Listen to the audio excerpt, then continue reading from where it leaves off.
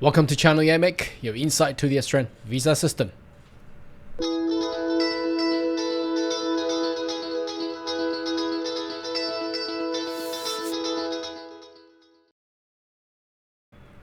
Good day everyone, my name is Carl Young, your online YouTube visa consultant.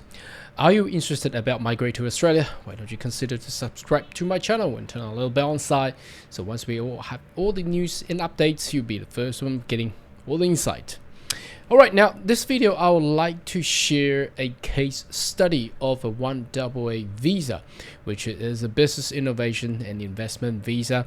A lot of people who has a business background or perhaps has done an investment extensively over their career may wish to choose Australia as a destination to migrate for the sole purpose of, first of all, family. Now, family, obviously, for the kids and for the education, picking and choosing Australia probably is a very wise choice, not just to compare with Canada and USA and other destinations, but Australia has been favored for many years since the early 2000s. So this case study is a friend of mine, actually became a friend of mine, because the actual visa application took very long time, and obviously we've gone through a pandemic with the COVID situation where a delay of situation had gone through. So let me share with you, and I might just go through it just like, you know, telling a story. So this gentleman came to me, or not gentleman, but the whole family came to me. So the parent with I think they got 4 children came to me in, I remember, was back in early 2018. So a gentleman over age of 50 actually were consulted with a Singaporean agency that they wish to actually migrate to Australia, but the agency actually applied for this gentleman, a businessman, a very well experienced businessman with a student visa, to come to Australia to study some sort of carpentry or mechanic courses. Anyhow, it was really weird. And I don't know and how the government of Australia actually approved that visa for such a purpose, knowing that he is, you know, a bit of overage to be an international student.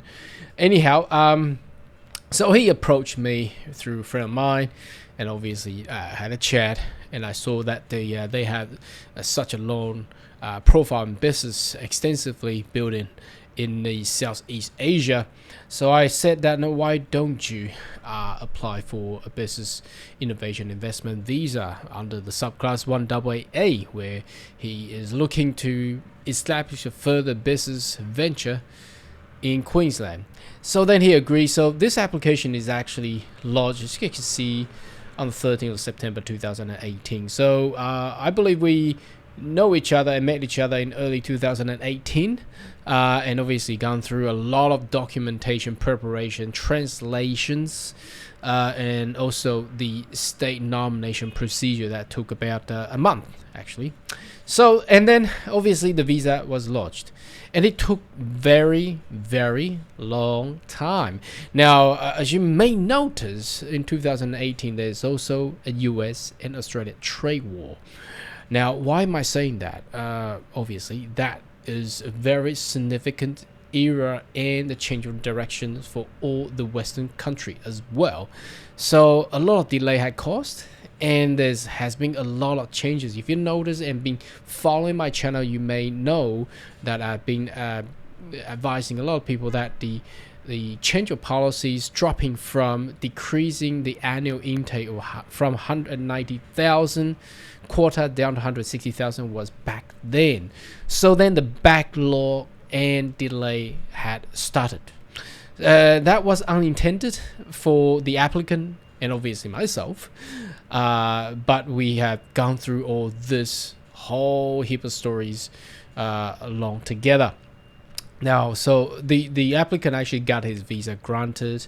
Let me just flip that through to the final grant letter and let everybody know. So it was only recent, 27th of August 2021, visa granted. So it took from September 2018 to 2021 August.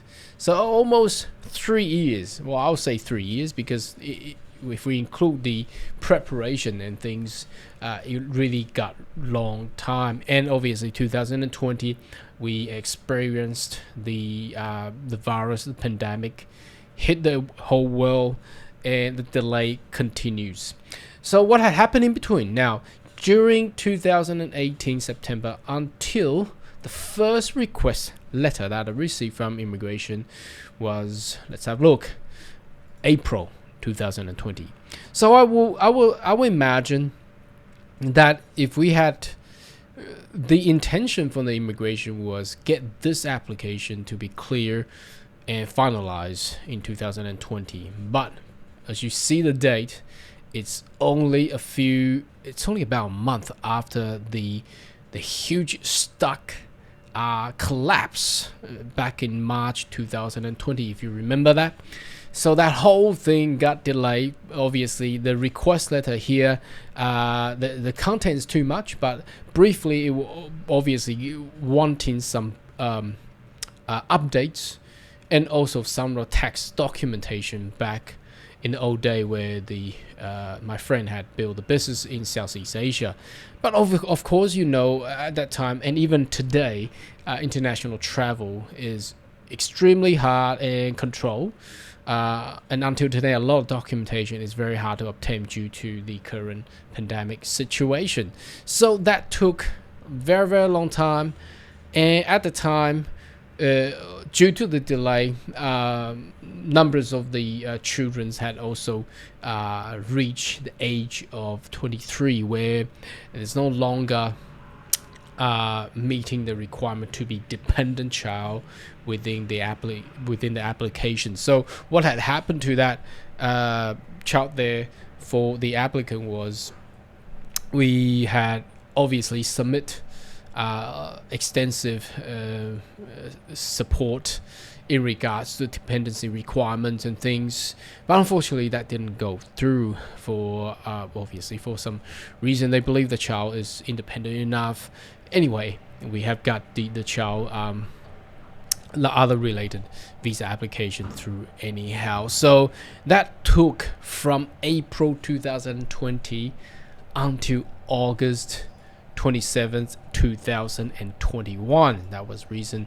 So that took very, very long time. Now the one thing I wanted to share here with you is not just to share how long the actual visa application can take. Obviously it has become a norm, hopefully with the budget announcement last year and perhaps in the future to help the economy. Obviously the quota of the migration required to be increased, so all these backlog can have a relief, and obviously putting more human resources into the visa procedures and processes will actually enhance the whole situation. However, this is all being affected mostly by the pandemic situation. So the main thing that I want to share with you is that sometimes to migrate is a great idea, but changes do come, and sometimes these changes